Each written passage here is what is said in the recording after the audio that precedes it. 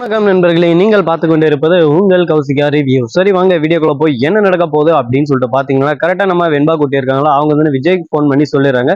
ஸ்கூலுக்கு விட்டாரலாம்னு சொல்லிட்டு போறாங்க. அந்த பள்ளிக்கூடத்துக்கு விட்டாரும் போது ஒரு சின்ன அசமா இருக்குங்க. அப்படி என்ன நடந்துச்சு ஏது நடந்துச்சு அப்படின்னு சொல்லிட்டு பாத்தீங்கன்னா, கரெக்டா நம்ம மல்லி இருக்காங்களா, அவங்க இருந்து சரி சைலண்டா அங்க இருந்து காசை வாங்கிட்டு நடந்துட்டு போயினே இருக்காங்க.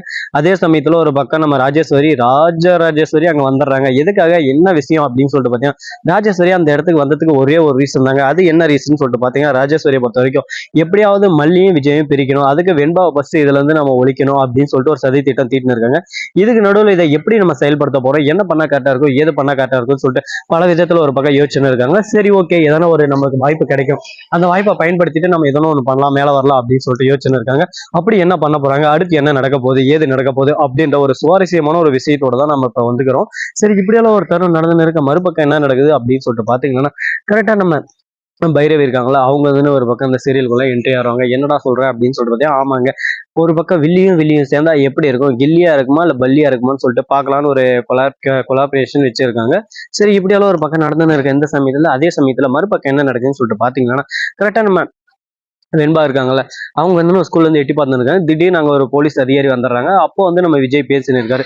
என்னடா நடக்குதுங்க, என்னதான் விஷயமா இருக்கும், இப்படிதான் இவங்க பாட்டு ஏதோ ஒண்ணு பேசிட்டே இருக்காங்களே, இதுல எதனா ஒரு உள்கூத்து இருக்குமா அப்படின்னு சொல்லிட்டு யோசிச்சுன்னு இருக்காங்க. உள்கூத்து எல்லாம் எதுவும் இல்ல, ஒரே ஒரு மேட்டர் தான். ஏன்னா நம்ம மல்லி மேல அபாண்டமா பழி நிறைய விழுந்திருக்கு. இந்த பழி எல்லாமே அவன் மேல விழுந்திருக்க கூடாது, அவ இதெல்லாம் செய்யல அப்படின்னு சொல்லிட்டு நம்ம விஜய்க்கு நல்லாவே தெரியும். அதனால என்ன முடிவு எடுத்துட்டான்னு சொல்லிட்டு பார்த்தீங்கன்னா, இந்த விஷயத்த நம்ம இதோட உடைக்கணும், இந்த விஷயத்த நம்ம முடிவுக்கு கொண்டு வரணும். அதுக்கு ஃபர்ஸ்ட் யார் இதை பண்ணா, எவர் பண்ணா அப்படின்னு சொல்லிட்டு நம்ம தெரிஞ்சுக்கணும். அதுக்கு அடுத்தடுத்து நம்ம என்ன பண்ணலாம், ஏது பண்ணலாம் சொல்லிட்டு நம்ம யோசிக்கணும்னு சொல்லிட்டு ஒரு பக்கம் சிந்திச்சுட்டு இருக்காங்க. இதுக்கு நடுவுல என்னென்ன நடக்க போகுது, ஏது எது நடக்க போகுதுன்னு சொல்லிட்டு கூடிய விரைவில் கூடிய சீக்கிரம் நீங்களே கண் கொண்டுதான் பார்க்க போறீங்க. அது மட்டும் இல்லாம ஒரு கம்யூனிட்டி பாத்தீங்கன்னா எப்படி பாக்குறான், அவன் ஒரு திருட்டு கம்யூனிட்டிங்க, அப்படிதான் பார்த்துன்னு வருவான். சரி, அது ஒரு பக்கம் விடுங்கன்னு சொல்லிட்டு விட்டாலும், அதே சமயத்துல கரெக்டா அந்த போலீஸ் அதிகாரி சந்திரகாந்த மேடம் என்ன சொல்றாங்க அப்படின்னு சொல்லிட்டு பாத்தீங்கன்னா, இது எல்லாத்தையும் செஞ்சது ஒரே ஒரு ஆள் தான், அது யாருன்றது எனக்கு ஆதாரத்தோட கிடைச்சிருக்கு, அதை உங்ககிட்ட காட்டணும், ஆனா அதனால பின்விளைவுகள் நிறையவே இருக்கும், அதை நான் காட்டக்கூடாதுன்னு சொல்லிட்டு யோசனை இருக்கேன். கூடிய சீக்கிரம் கூடிய விரைவில் நீங்களே சந்திக்க போறீங்க அது யாருன்னு சொல்லிட்டு. அப்போ உங்களுக்கு பக்கு பக்கு பக்கு பக்கு திக்கு திக்கு திக்குன்னு இருக்காது. திடீர்னு நம்ம ராஜேஷ் வரைக்கும் அப்படியே சும்மா மயக்கு வருது ஒரு பக்கம், தலை சுத்துது ஒரு பக்கம், ஐயோ நான் மயங்குறேன் மயங்க விடுறாங்க. உடனே பாக்குறீங்க விஜயந்தன் என்னாச்சு ஏதாச்சு, அக்காவுக்கு ஏதேதோ ஆயாச்சு அப்படின்னு சொல்லிட்டு ஹாஸ்பிட்டலுக்கு தூக்கின்னு போயின்னு இருக்காரு. இந்த மாதிரி ஒரு தருணத்துல என்ன பண்ண போறாங்க, ஏது பண்ண போறாங்க, அடுத்து என்ன நடக்க போகுது அப்படின்னு சொல்லிட்டு தெரியாம குழப்பத்துல குழம்பி போயிட்டு இருக்காங்க. நம்ம ராஜேஸ்வரி பிளான் பண்ண மாதிரி இப்ப எல்லாமே ஒரு பக்கம் இதாச்சு. இப்ப சந்திரகாந்தா மேடம் கிட்ட தனியா போய் பேசுறாங்க. மேடம், அந்த எவிடன்ஸ் அப்படியே எரேஸ் பண்றீங்க, உங்களுக்கு தேவையான பணம் உங்களை வந்து சேரும்னு சொல்லிட்டு சொல்றாங்க.